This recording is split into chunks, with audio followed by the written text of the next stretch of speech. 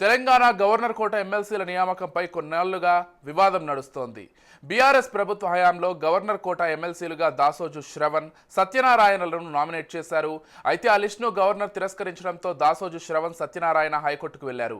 ఈ కేసు కోర్టులో ఉండగానే కొత్తగా కోదండరాం, అమీర్ అలీ ఖాన్లను నామినేట్ చేసింది కాంగ్రెస్ ప్రభుత్వం. కొత్త పేర్లకు గవర్నర్ కూడా ఆమోద ముద్ర వేశారు. దీన్ని సవాల్ చేస్తూ దాసోజు శ్రవణ్, సత్యనారాయణ హైకోర్టును ఆశ్రయించారు. దాంతో కొత్త ఎమ్మెల్సీలతో ప్రమాణ స్వీకారం చేయించొద్దని ఆదేశాలు ఇచ్చింది హైకోర్టు.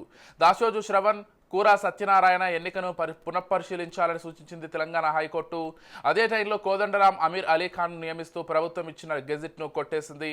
దాసోజు శ్రవణ్, కూరా సత్యనారాయణ నియామకాన్ని కొట్టివేసే అధికారం గవర్నర్కు లేదన్న హైకోర్టు ఫైల్ను క్యాబినెట్కు తిప్పి పంపాలే గానీ తిరస్కరించకూడదని వ్యాఖ్యానించింది. హైకోర్టు ఇచ్చిన ఈ తీర్పుపైనే ఇప్పుడు స్టే విధించింది సుప్రీంకోర్టు.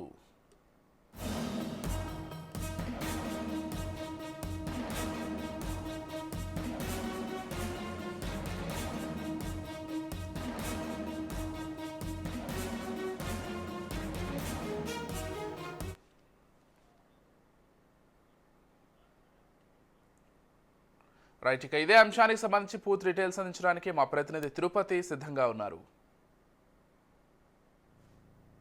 తెలంగాణలో గవర్నర్ కోట ఎమ్మెల్సీల నియామకంపై ఇంకా స్పష్టత రాలేదు. అయితే బీఆర్ఎస్ హయాంలో ఎమ్మెల్సీల ఎన్నికపై గవర్నర్ వర్సెస్ బీఆర్ఎస్ అన్నట్లు డిస్కషన్ జరిగింది. అప్పట్లో ఇదే హాట్ టాపిక్ అయింది.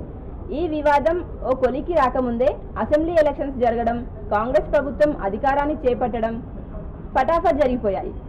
అయితే ఇదిలా ఉండగానే కాంగ్రెస్ నుంచి కోదండరాం, అమీర్ అలీ ఖాన్ను ఎమ్మెల్సీలుగా ప్రకటిస్తూ కాంగ్రెస్ ప్రభుత్వం నిర్ణయం తీసుకుంది. బీఆర్ఎస్ నుంచి ఎమ్మెల్సీలుగా ఎన్నికైన దాసోజు శ్రవణ్, కూర సత్యనారాయణ ఎన్నికను అప్పటి గవర్నర్ తమిళిసై కొట్టివేశారు. తమ ఎన్నికను ఎలా కొట్టివేశారని దాసోజు శ్రవణ్, కూర సత్యనారాయణ హైకోర్టులో పిటిషన్ వేశారు. ఈ క్రమంలోనే తమ పిటిషన్ పెండింగ్ ఉండగానే ఎలా నామినేట్ చేస్తారని హైకోర్టు ఎమ్మెల్సీల ప్రమాణ స్వీకారానికి స్టే విధించింది. ఇక శ్రవణ్, సత్యనారాయణ ఇచ్చిన ఎన్నికను తిరిగి కేబినెట్కు పంపించాలి కానీ కొట్టివేసే అధికారం గవర్నర్కు లేదని హైకోర్టు తీర్పునిచ్చింది.